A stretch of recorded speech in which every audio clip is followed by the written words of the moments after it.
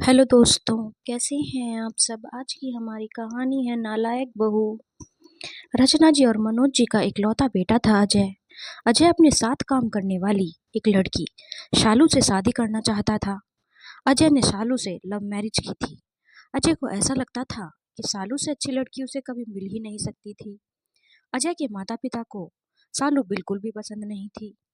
शालू के बारे में उन्होंने जब पता किया था तो पता चला था कि शालू बहुत ही बदतमीज, मुंहफट और लालची किस्म की लड़की है, जो कि सच भी था, क्योंकि अजय के पिता शहर के जाने माने बिजनेसमैन थे।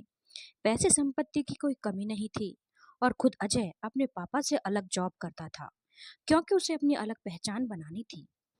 अजय की सैलरी भी बहुत अच्छी खासी थी, इसीलिए सालू ने बहुत सोच समझकर अजय को अपने जाल में फंसाया था।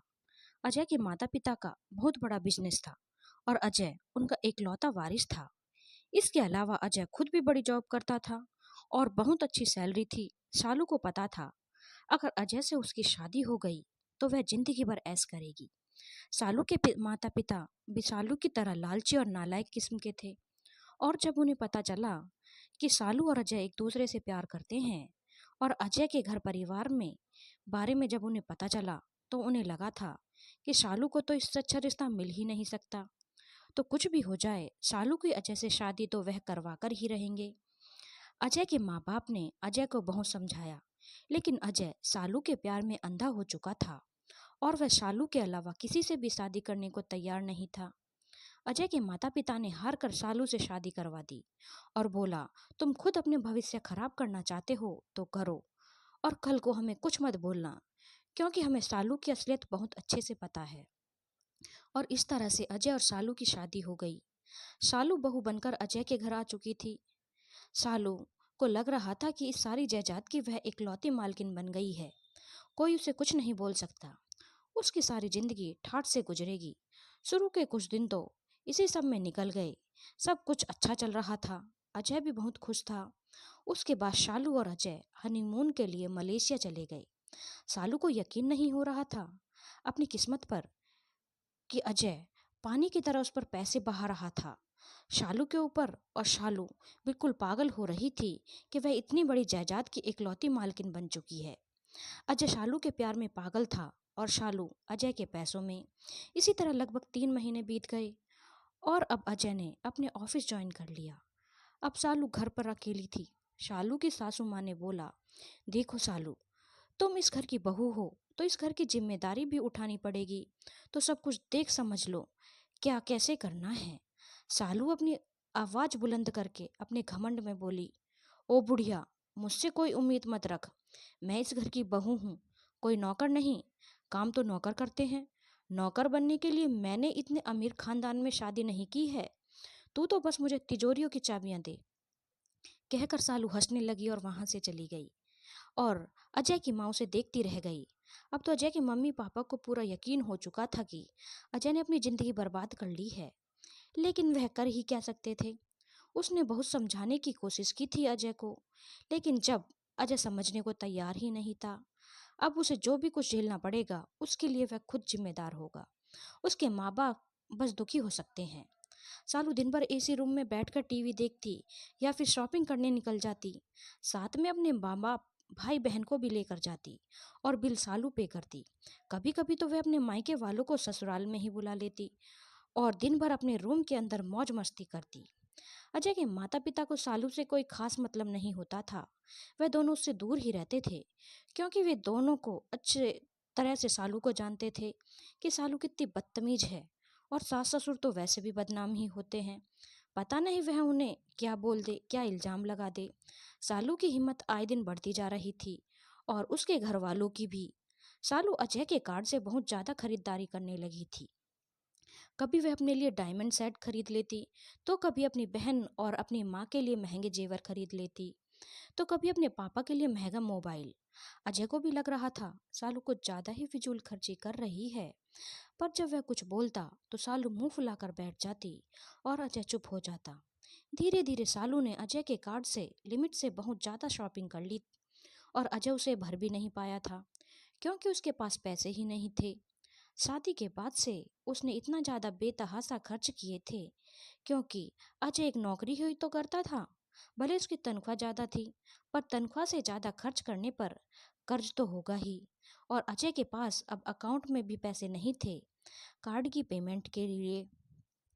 अजय ने अपने पापा से बोला, पापा मुझे कुछ पैसे चाहिए, मुझे मेरे कार्ड की पेमेंट करनी है और मेरे पास पैसे नहीं हैं। तो अजय के पापा ने साफ मना कर दिया। बोला कि तुम खुद कमाते हो, मेरा बिजनेस तो तुमने कभी ज्वाइन नहीं किया, तो जब तुम खुद कमाते हो तो मैं तुम्हें पैसे क्यों दूं? और तुम्हारी सैलरी भी अच्छी खासी है, और आमदनी से ज़्यादा खर्च करना तो बेवकूफ़ी होती है, चाहे कोई कितना भी कमाई करता हो।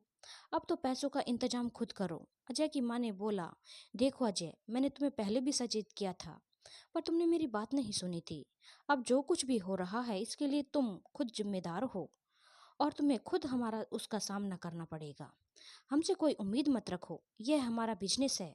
हमारे बाद भले तुम्हारा होगा, पर अभी यह हमारा है और हम इसे तुम्हारे ऊपर बर्बाद नहीं कर सकते। नहीं तो हम अपने बुढ़ापे में क्या करेंगे? हमारे लिए कोई बड़ी रकम नहीं है तुम्हारे क्रेडिट कार्ड का बिल भरना, लेकिन क्या गारंटी है कि यह पहली और आखिरी बार है? यह सब कुछ सालू सुन रही थी। वह तमतमाते हुए अपने रूम से बाहर निकली और बोला, तुम दोनों बुढ़े बुढ़िया पागल हो गए हो क्या, जो सारी जायदाद दबा कर बैठे हुए हो? मरोगे तो साथ लेकर जाओगे क्या? आखिर यह सब कुछ अपने बेटे को ही तो दोगे, और कौन है ही तुम्हारा? पाँव कब्र में पड़े हैं, और संपत्ति का इतना लालच। चुपचाप घर में बैठकर भजन करना चाहिए। और ना जाने क्या क्या अजय के माँ बाप को सालू ने बोला। अजय ने पहली बार सालू के ऐसे तेवर देखे थे। अजय को तो यकीन ही नहीं हो रहा था कि सालू इतनी बदतमीज है। तब अजय की माँ ने बोला, देखा अजय, मैंने तुमसे क्या कहा था? अब तुम्हारे सामने सच्चाई आ रही है ना, अब भुगतो। और इस लड़की की फजूल खर्ची के लिए तो 1 रुपया भी हम अपने बिजनेस से नहीं देने वाले। सालू की बातें सुनकर तो अजय को तो काटो खून नहीं जैसा हो गया था। कोई उसके माँ बाप को इस तरह से कैसे बात कर सकता था? आज अजय को अपनी गलती का एहसास हो रहा था। सालू ने अपने मुंह फट अंदाज में अजय से बोला, अरे अजय, यह बुड्ढा तो वैसे भी मरने ही वाला है, किस दिनों में मर ही जाएगा, और सारी जायदाद खुद ब खुद तुम्हारे हाथ में आ जाएगी। तुम चिंता क्यों करते हो? अजय तो धम से सोफे पर बैठ गया सालू की ऐसे बातें सुनकर। लेकिन सालू की सास को बहुत जोर का गुस्सा आया। उसने अपने पति के लिए ऐसी बातें सुनकर और उसने एक जोरदार तमाचा सालू के गाल पर लगाया और बोला, हिम्मत कैसे हुई मेरे पति को ऐसा बोलने की? हो कौन तुम? सालू ने बोला, बुढ़िया, मेरे ऊपर हाथ उठाने की हिम्मत कैसे की? तुझे पता भी है मैं क्या चीज हूँ? अभी पुलिस को बुलाकर तुम दोनों बुढ़े बुढ़िया को अंदर करवा दूंगी, दहेज मांगने के इल्जाम में। पता ही है कि पुलिस बहू की ही सुनेगी ना, ना कि सास ससुर की। सालू की सास ने बोला, बहुत अच्छे से पता है कि तू क्या है, लेकिन तुझे शायद नहीं पता कि मैं क्या हूँ। इतना तो पता ही होगा कि हम कितने पैसे वाले हैं, जिसे देखकर तुमने मेरे बेटे अजय को फंसाया था। तो फिर यह भी सोच लो कि हम क्या कर सकते हैं। या पुलिस की धमकी किसी और को देना, वैसे करना तो नहीं चाहिए, लेकिन पैसे से सब कुछ खरीदा जा सकता है। और अगर सच में भी मैं तुझे मारूं भी तो पुलिस मेरा कुछ नहीं बिगाड़ेगी, क्योंकि मेरे पास पैसा है। मैं पैसों का कोई घमंड नहीं दिखा रही हूँ, लेकिन तुम जैसे नीच को सीधा करने के लिए मैं ऐसा कर सकती हूँ। बल्कि मैं चाहूँ तो अपने पैसों के दम पर अभी तुझे और तेरे पूरे खानदान को जेल भिजवा सकती हूँ। तो मेरे से उलझना भी मत। इतने सालों से इतना बड़ा बिजनेस हम चला रहे हैं, तो हमारे कैसे कैसे लिंक होंगे और किन किन से लिंक होंगे, इसका अंदाजा तो तुझे होगा ही। और पैसों की कोई कमी तो हमें है नहीं। तो यह दहेज के कानून की धमकी हमें मत दे। मुझसे उलझेगी तो तुझे ही भारी पड़ जाएगा, और तेरा सारा खानदान सालों जेल में सड़ेगा, बाहर नहीं निकल पाएगा। इसलिए मुझसे दूर रहने में ही तेरी भलाई है। तुझे क्या लगा तेरी छिछोरी हरकतें देखकर मैं चुप थी तो मैं तुझसे डरती थी? नहीं, बल्कि मैं तेरे जैसे नीच के मुंह नहीं लगना चाहती थी। तेरी औकात ही नहीं है मेरे मुंह लगने की। वह तो मेरे बेटे की बेवकूफ़ी थी कि तेरे जाल में फंस गया, और वह अपने बेवकूफ़ी की सजा भुगत रहा है, और इसके लिए वह खुद जिम्मेदार है। यह कहकर अजय की माँ अजय के पिता को लेकर अपने रूम में चली गई। सालू को भी समझ में आ गया था कि अजय की माँ बहुत तेज है, और वह उससे उलझ नहीं सकती। थोड़ी देर बाद अजय अपने मम्मी पापा के रूम में गया और बोला, मुझसे बहुत बड़ी गलती हो गई। आप लोगों ने मुझे बहुत मना किया था, लेकिन मैं शालू के प्यार में अंधा हो गया था। लेकिन अब तो सालू की असलियत देखकर मुझे बहुत डर लग रहा है। मेरी जिंदगी तो बर्बाद हो गई। कितनी बदतमीजी से आप लोगों से बात की। मैं तो उसका पति हूँ। मेरे ऊपर पता नहीं वह कल को क्या इल्जाम लगा देगी। अजय की माँ ने बोला, इसलिए तुझे वक्त रहते बहुत समझाया था, लेकिन तू नहीं माना। अब भुगतना तो पड़ेगा ही। अजय ने बोला, हाँ माँ, कर क्या सकते हैं, अब भुगतना ही पड़ेगा। अजय के पापा ने बोला, बेटा तेरा क्रेडिट कार्ड का बिल मेरे लिए कोई बड़ी रकम नहीं है, लेकिन एक बार मैंने भर दिया तो यह हमेशा का सिलसिला चल पड़ेगा। और कहावत है, जितनी चादर हो उतने ही पांव पसारने चाहिए। और तेरी तनख्वाह तो बहुत अच्छी है, फिर भी तेरे ऊपर कर्जा हो गया। बिजनेस तो मैं चलाता हूँ, भले ही कल को यह तुम्हारा होगा, पर रखा हुआ धन खाने से तो इंसान मिट्टी खोद कर भी खा जाएगा। तुम समझ रहे हो ना मैं क्या कहना चाहता हूँ? अजय ने बोला, हाँ पापा, मैं समझ रहा हूँ। अजय के पापा ने बोला, चिंता मत करो, इस बार मैं बिल भर देता हूँ। उधर अगले दिन से सालू का व्यवहार भी बहुत बदला बदला नजर आ रहा था।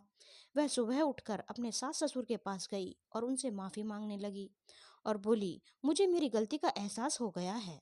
प्लीज मुझे माफ करके एक मौका और दे दीजिए। मैं आपको एक अच्छी बहू बनकर दिखाऊंगी।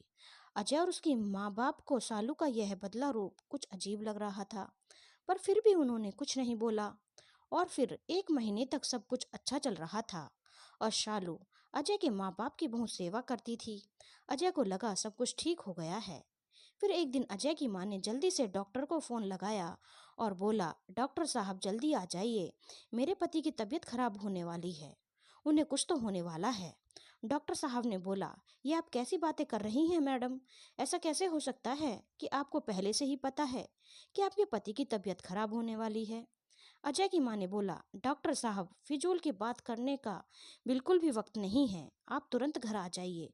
मुझे नहीं पता मेरे पति को क्या होने वाला है, पर कुछ तो होने वाला है। आप देर मत कीजिए, तुरंत घर आ जाइए। और डॉक्टर तुरंत अजय के घर आ गए और डॉक्टर के आते ही अजय के पिता बेहोश होकर गिर गए और उनके मुंह से झाग आने लगे।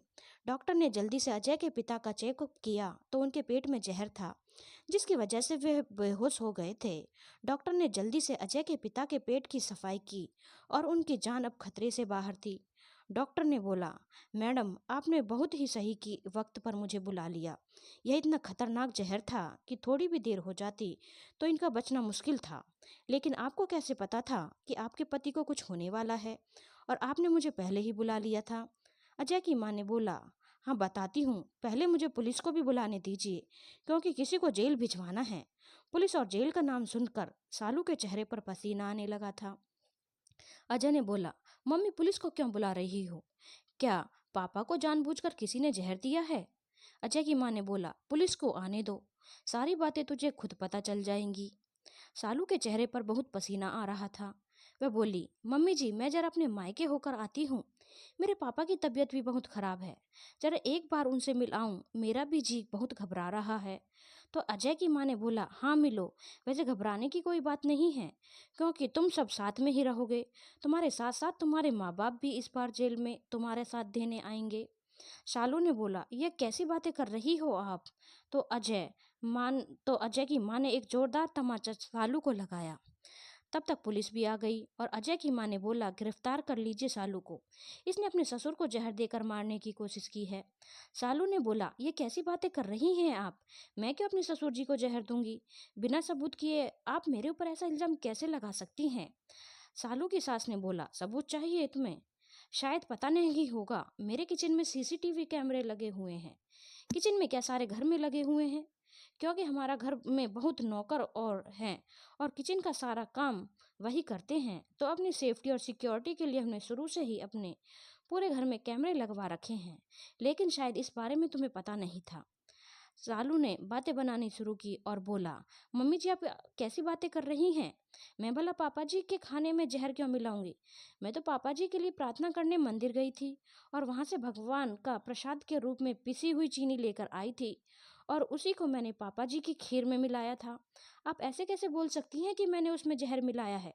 इस तरह से मुझे क्यों फंसा रही हैं मम्मी जी? मैं बेकसूर हूँ। भला अपने ही ससुर जी को जहर क्यों दूंगी? कहकर सारुल ने इमोशनल ड्रामा शुरू कर दिया, जिसे देखकर एक बार पुलिस वालों को भी लगा कि शायद कोई गलतफहमी हो गई है। तो सालू की सास बोली, तुझे बहुत अच्छे से जानती हूँ मैं। यह कहकर सालू की सास ने अपने फोन में एक वॉइस रिकॉर्डिंग चलाई, जिसमें सालू और उसके माँ बाप की बातें थी। सालू के पिता सालू से बोल रहे थे, देख, बहुत ही कारगर जहर लाकर तुझे दिया है, बस तुझे किसी भी तरह से अपने ससुर को यह खिलाना पड़ेगा। खाते ही उनका काम तमाम हो जाएगा, पर ध्यान रखना किसी को पता न चले। इतना तगड़ा जहर है कि वह बचने वाले नहीं। और फिर सालू की माँ बोली, अपने पैसों का बहुत घमंड दिखाती है ना तेरी सास। बस तेरा ससुर रास्ते से हट जाए, सब कुछ तेरे पति के हाथों में आ जाए, और फिर उस बुढ़िया को धक्के मारकर घर से बाहर निकाल देना, और फिर हम सब मिलकर उस दौलत के मजे लेंगे। फिर सालू ने बोला, हाँ माँ, बिल्कुल, यह बुढ़ा रास्ते से हट जाए तो अकेली बुढ़िया मेरा क्या ही कर लेगी, और इनका पागल बेटा तो मेरे प्यार में पागल है। इतना सब कुछ हो जाने के बाद भी मेरे घड़ियालू आंसू में वह बह गया और मुझे फिर से पागलों की तरह प्यार करता है। बस एक बार यह सारी दौलत मेरे हाथ में आ जाए, फिर इस बुढ़िया को तो मैं अपना नौकर बना के रखूंगी। 2 मिनट नहीं लगेंगे रास्ते से हटाने में। और मेरा पागल पति, वह तो मेरे प्यार में अंधा ही है। उसे बस अपने चश्मे से जो दिखाऊंगी वही देखेगा, जैसा कि आज तक हो रहा है। सब कुछ जानने के बाद भी मेरे ऊपर अंधा विश्वास कर रहा है। मेरे घड़ियाली आंसू में आकर ये कहकर हंसने लगी। यह वॉइस रिकॉर्डिंग सुनकर तो सालू के पैरों के तले से जमीन खिसक गई। यह वॉइस रिकॉर्डिंग रजनी की सासू माँ के पास कैसे आ गई, उसकी समझ ही नहीं आ रहा था। सालू की सास ने बोला, क्यों, बोल दो, यह तुम्हारे और तुम्हारे माँ बाप की आवाज नहीं है। अब कोई और सबूत चाहिए क्या तुम्हें? क्या तुम्हें लगता है भगवान ने सिर्फ तुम्हें ही दिमाग दिया है? उस दिन इतना सब कुछ होने के बाद अगले दिन तुमने ऐसे रंग बदला, इतनी अच्छी बहू बन गई कि भले ही तुम्हारे पति तुम्हारे घड़ियाली आंसुओं में आ गया हो, पर मुझे पता था कि दाल में कुछ ना कुछ काला है। कोई रातों रात इतना नहीं बदल सकता। मैंने कुछ नहीं बोला, लेकिन तुम्हारे ऊपर हमेशा नजर रखी। तुम्हारा बाप के साथ रोज दारू पीने वाले एक दोस्त को अपने साथ मिलाया, कुछ पैसे देकर तुम्हारे बाप के फोन को ऑटो कॉल रिकॉर्डिंग पर लगवा दिया, ताकि तुम लोगों की सारी बातें रिकॉर्ड होती रहे। क्योंकि तुम्हारे बाप को तो फोन की इतनी जानकारी है नहीं कि वह जान सके कि उसकी बातें रिकॉर्ड हो रही हैं। और जब यह सीसीटीवी फुटेज मैंने देखा, तो मैंने तुम्हारे बाप के उस दोस्त से उसके फोन की सारी रिकॉर्डिंग अपने फोन पर ट्रांसफर करवाई, और उसमें मुझे यह मिला। अब बोलो, तुम्हें कोई और सबूत चाहिए? और इतना सबूत तो काफी है तुम लोगों को जेल में सड़ाने के लिए। इसे और इसके खानदान को तुरंत लेकर जाइए, सालू की सास ने पुलिस वालों से कहा। सालू को लेकर पुलिस चली गई। डॉक्टर साहब ने भी कुछ जरूरी दवाएं लिख दी और अजय के पिता को आराम करने के लिए बोला। अजय अपना सुध बुध खोकर जमीन पर बैठा हुआ था। एक तरफ उसके पिता की जान पर खतरा था उसकी पत्नी की वजह से, दूसरी तरफ वह ऐसी पत्नी पर विश्वास कर रहा था। वह इतना बेवकूफ कैसे हो सकता है, उसे समझ ही नहीं आ रहा था। वह भी तब जब उसकी माँ ने उसे लाख समझाया था। अजय की माँ को अजय का दुख समझ में आ रहा था। उसने बोला, देख अजय, जो हो गया सो हो गया। जब जागो तभी सवेरा। आगे से कोई भी निर्णय बहुत सोच समझ कर लेना। और अजय अपनी माँ के गले लगकर रोने लगा। धन्यवाद दोस्तों। अगर आपको कहानी अच्छी लगी हो तो चैनल को लाइक, शेयर और सब्सक्राइब करना